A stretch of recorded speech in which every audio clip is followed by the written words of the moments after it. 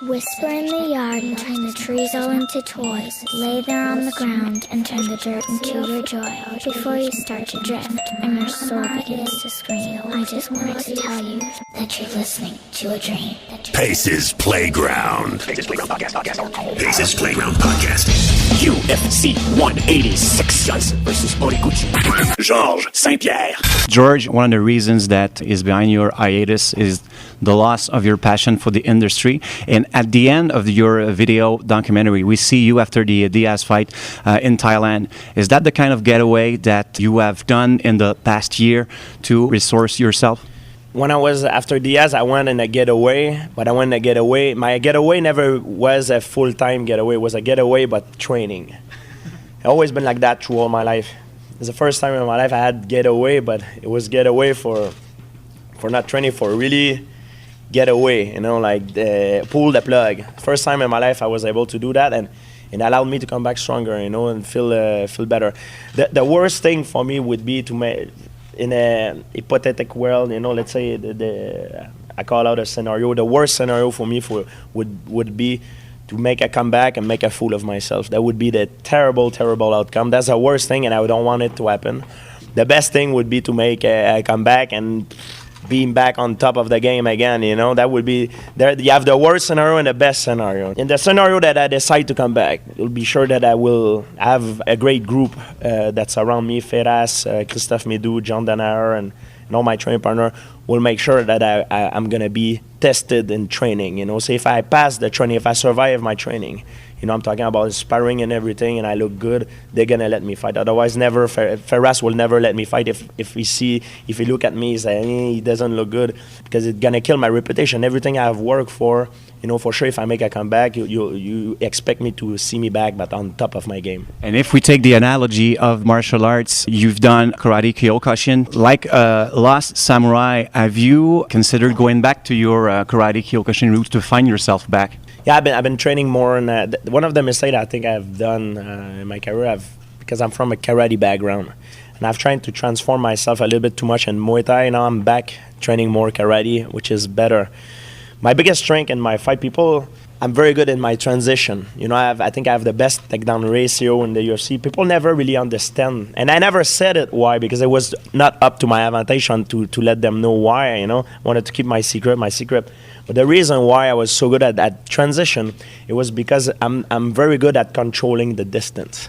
You know, I'm not the best in the striking, not the best on the ground. I'm not the best in wrestling, but when I consider myself probably one of the best or the best. I'm the best at controlling distance and controlling the ring. And people never understood why I have so much of a good ratio of takedown. They were like, oh, he's wrestling. It's not my wrestling. This part of my game, I learned it from karate, but they just didn't understand it. I learned it from blitzing in karate, but I use the blitz instead of be like Machida use the blitz to punch. I use the blitz as a takedown. So that's something that I gained from karate. Rampage Jackson. Rampage, obviously you're a veteran superstar of the sport. You had your ups and downs, change of promotions. You've had the lawsuits and everything. Is it hard at your stage in your career to still have fun within the industry, to still have the passion going for it and enjoy your career as an active fighter? I'm gonna be honest with you. The last time I was in the UFC, I lost that. I lost the fun. I felt like I didn't have fun here anymore.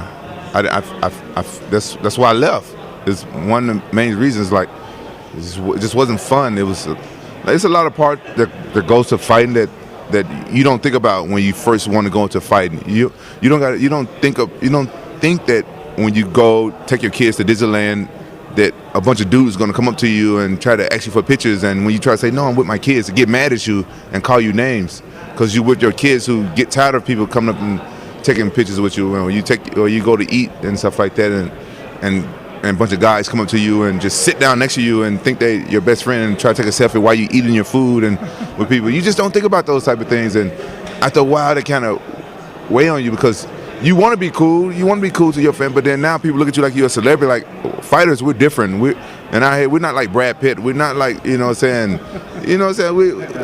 like Sylvester Stallone. We're not, we're not like Will Smith. We're not celebrities. We're fighters. We're regular dudes, just like everybody else, but we get in the cage and fight. You know what I'm saying? So we're actually a little bit weird than other people. We're more weird than other people, you know, because we're fighting in front of millions of people.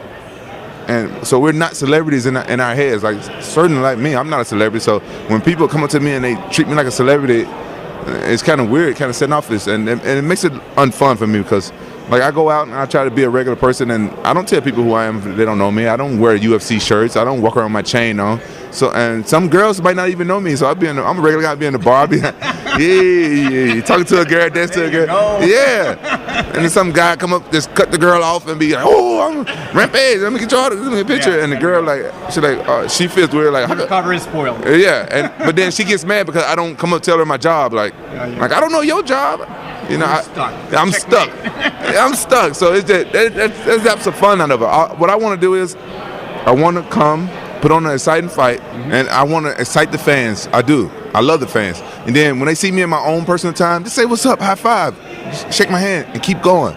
You know what I'm saying? Like, that's what I want. Like, if I'm here at the fights and stuff, they want pictures, give me pictures and stuff like that. But if I'm out, when I'm with some girls or with my kids and stuff like that, just say, what's up? Just keep going. Like, and I'd be more cool with people, like, because I see a fan as a friend. And sometimes they take the fun out of it. And some of the things behind the scenes take the fun. But now I got the fun back. You know, now it's back. And that part, like, that's something I have to live with. I didn't think about that when I first started, but now I'm getting used to it. But if you guys got to understand, before I fought Chuck Liddell, no one knew who I was. Then after Chuck Liddell, instantly. So it's hard. Too much of a shock for you. It's too much of a shock. Like, overnight, it's too much of a shock. It's crazy. Before then, like, because I was fighting in Japan, I come here, or I come to America or somewhere, no one knew who I was, you know? Then now it's like everywhere. I can't even go to the gas station and pump gas, and somebody come up and want a picture while I'm pumping gas, and sometimes you just don't want to take pictures. And to me, it's almost equivalent of getting hit on by dudes all the time. So you got to think about it. When you're in the bar trying to pick up chicks and some dude's begging you to buy you a drink, like, they will bother anybody. Yeah. They will bother anybody, like. Or maybe it's just her muscles. I don't know, man. I'm a guy. I like the nightlife. I like the ladies. So I wish I would have planned a longer trip, but it's so hard for me to get into Canada. You know what I'm saying? It's so hard for me to get into your country. I got to get attorneys and visas, and I got to talk to the FBI, fingerprints. I'm like, I don't know. That's why I never come for vacation. Like, damn. I talked to Dana on the phone the other day. Yeah. Dana's cool. You know what I'm saying? I think we all grew up. I had some problems with some things that I felt like I wasn't receiving and stuff like that. And Lorenzo and I and stuff, we talked about it. So this time, you know, if I feel like I should receive some stuff that I wasn't getting or something like that, I would talk to them about it first and see if we can fix things. Because honestly, there's a lot worse shows out than the UFC. Like, people think that MMA fighters have been treated bad and stuff like that. Like, it's people out there that don't care. They don't care about you one bit. At least UFC, you can earn a pretty good living. Other places, man, I don't see you earn no living like you can earn in UFC. And this is being real. I always keep it real. Like, I thought that there was something better out there. I thought, like, I can go and do better. You always think you got to try, though. I'm a fighter. One thing about me, I fight everything. I was born this way. I can't help it. I fight everything. Not only a physical fighter. I'm the worst person to argue with. I'm the worst person to try to get. I fight everything. Michael Bisping. Michael, I've talked to several fighters over the years. One of them was Josh Koscheck, and we talked about if he had a strategy to be a quote-unquote loudmouth in the industry so that he may further his own career, you know, build a character around him and help him, you know, move up the ranks and be known to the fans and have a certain appeal to his persona as a fighter. Do you apply the same strategy to yourself as an MMA fighter? No, not at all, to be honest. There isn't some grand master plan behind what I do. You know, unfortunately, I'm not that smart. You know, I'm just doing my thing. I am who I am. You know, I put my foot in it sometimes. I say the wrong thing sometimes. You know, but I'm just out there doing my thing. I'm trying to provide for my family the best way I can. You know, and that's by being a fighter. I let my fighting do the talking for the most part. But you know, I drink too much coffee. I say too much dumb shit. What can I say? Is it hard to stay natural when you have an entire video crew roaming around your house and trying to have a glimpse at your normal life, and you're used to that because you're a professional fighter, but I mean your wife, your kids, how did it go to shoot the countdown thing? Yeah, I mean the kids have kind of got used to that, it does take a while, but still we come in and we always joke, oh yeah, we're just acting normal, just like normal, but as long as they've been alive, we've done that kind of thing, so they're cool with it. How do you prepare for a fight and try to stay focused on one fight at a time? Because you have to think about a career, you have to think about a living. So how do you stay focused? That's what comes with being a professional fighter. These are the choices. This isn't a lifestyle that a lot of people could deal with. You don't understand, like just this week, everything we have to deal with, the media, the pressure, the saying we're going to win constantly, everything comes down to 15 minutes. As you say, a lifetime's work, not just 6 months, It's the pressure, the mind games, the self-doubt, the inner demons, everything. But showing bravado through all those things. It's not an easy task. And of course, then we have to fight at the end of it all. So, but I'm pretty good at dealing with those things, and that's what comes with being a professional. And at what point in time does a fighter use this cassette? Same questions. Obviously, a lot of media don't do their research or ask the same questions over and over again. So, at what point in time do you formulate your own cassette? You're getting asked a question. You're being strummed, you just press play, your mind goes off, and the mouth goes on. To be honest, for the most part, I think my brain's switched off. Most of the part, I some of the shit that comes out of my mouth, when I hear it back, I'm like, oh man, did I just say that? So I do a lot of interviews and I say some things, and I try and be entertaining, and then sometimes it bites you in the ass. Listen, it's a necessary evil doing interviews and things like that, but I like to do it. A lot of fighters don't like to do interviews, and it's like, dude, don't you understand this business? You want people to watch you as a fighter. You want people to watch your fights. The only way you can do that is by doing a lot of interviews and getting people interested. So it's a necessary evil, and I enjoy it. You've talked to major media, ESPN, CNN, but we have here at Pacers Playground Podcast the ultimate question: what's happening with the socks? With the socks? Well, I'm representing England, my friend. It's as simple as that. What can I say? The socks are cool. Hey, never mind my socks. What's going on with the t-shirt, man? Not only is it a bad design, it's also extremely ill-fitting, and it looks like it cost about $3. Now, not that I'm a snob when it comes to the value, but it's ill-fitting, it's a bad design. Leave my socks alone, and the hair.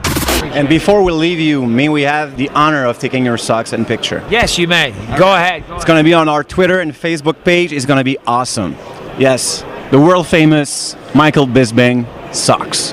Kyoji Horiguchi. Kyoji, there was an article 2 weeks ago on Fightland relating the background that karate practitioners may get as the performance of katas helped you in your MMA career. そうですね。他の選手にない距離感だったり、そのスピードだったり、入り方があるんで、それはすごい有効だと思います。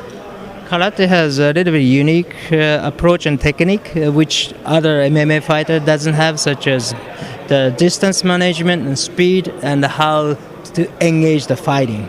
So I try to take advantage of those karate background. Do you think, in your opinion, as a karateka, that performing katas helps in MMA, or it just doesn't help at all? まあそうですね。すごい有効。やっぱり見たことないものって、見たことない技っていうのは絶対当たるんで、すごい有効だと思います。I believe the karate technique is very useful, and because nobody's seen this kind of technique in the MMA world. You said on the UFC Countdown video that MMA in Japan was on the way down. Do you think that started when Pride was bought out by the UFC? And do you think that it might be ironic that your current employer might be responsible for the downfall of MMA in your own country? Of course. Do you know from the inside if the UFC has any plans in doing a huge show, maybe at the Tokyo Dome or in Japan, so that it helps your sport in your own country? まあそうですね。それは盛り上がると思います。まああとはプロモーションですよ。Of course, this is a great idea. If UFC has a big event in the venue such as Tokyo Dome, would help, but also how they promote MMA as a sport in Japan, that would be critical. Demetrius Johnson. Knowing that you're a huge Xbox gamer, have you played the EA Sports UFC game as yourself against Horiguchi to see how you would fare? No, I haven't. I've only played it a couple of times, but no, I have not done that. Is there a particular game that you play when you get closer to fight week? Maybe a Call of Duty because it's intense and violent to get you in the mood? No particular game. It's whatever I'm itching to play at that moment, I guess you can say. And what are you currently playing? Dark Souls 2, Scholar of First Sin, and I'm playing Legend of Legaia. Only people who go back that far would know what that is. So, considering the last time the flyweights main evented a UFC pay-per-view and the low buy rate it did, do you think that the weight division still has to establish its credibility? No, not at all. I think the last time the flyweights headlined in a card, which UFC 178, I heard it did good numbers because you had a stacked card. You know, when you read all the critics and stuff and what people say, it's not particularly the main event what makes people buy a pay-per-view. It's what the whole card is filled out. You know, like, for instance, obviously, the Manny Pacquiao and Mayweather fight, you know, people are going to buy that because they want to see that main event. I'm not buying it. I'm not spending $100 to watch that fight. If Pacquiao wins, then I'm going to buy it because I know Mayweather's going to win the fight. But I think the last time we did, it was a stacked card. We had, you know, Conor McGregor, Dustin Poirier, Eddie Alvarez versus Donald Cerrone, and the numbers did fantastic. I think this might be one of my toughest fights in the UFC and in my career. Kyoji, he brings a different style when he comes and fights. It's almost like a passive aggressive kind of, to where, you know, you watch his fights with Louis Gridnot and even Daryl Montague, to where people will get frustrated when they try to fight him because he moves so much. And typically, you know, you don't want to call it running, but if it was a wrestling match, he would be called stalling for points, for backing up. So that's where I think that's the biggest threats that he brings. Well, this is I know exactly what you're talking about. You know, me and Michael Bisping would sit there and he goes, you know, when I talk shit, you know, I'm going to go over there, I'm going to bust his face and do all this stuff, blah, blah, blah. And if I don't, I eat my words. I'm not going to eat my own damn words, you know. And he goes, you do think after I get my ass whooped, I sit back and I'm like, oh, I should never said that. I'll be that type of dude that's like, I should never said that. And when I get back home, people are like, you over there talking all that shit and you just got your ass whooped. And that's where I come from. So it's too different, you know. Like, even when I make predictions, like, I made a prediction that Anthony Pettis was going to beat Rafael dos Anjos. Then when he got worked, I felt stupid and I was like, I never make predictions again. What the hell do I know? I enjoy this. You know, there's no pressure. I mean, a lot of people, they get worked up and they're like, oh, you mean luchador? Like, I'm not even going to go there. But no, why not? I had a good example, you know, during Welcome to the Show, huge media day, you know, and one of the champions there, they were holding their belt like it was the last thing they ever had, and I was like, fuck this, I just threw my belt, and they go, oh my god, I can be doing it, and I was like, dude, it's a fucking belt, like, don't worry about it, it's like, you're gonna live. Somebody actually brought it up to my attention, they're like, this is the only sport where the athletes get scrutinized for, you know, not selling stuff, and I was like, good job, buddy, good job. I appreciate that. And then we left it at that. Then I brought it up to other people's attention where I was like, he's right. This is the only sport to where you never hear about anything, which makes sense because, you know, this isn't a team sport. This is an individual sport. This is Playground Podcast. Find it, hear it on SoundCloud and iTunes. Comment, react, or troll via Twitter at PlaygroundPod, Facebook.com/PlaygroundPodcast, email playgroundpodcast@hotmail.com. PlaygroundPodcast.com.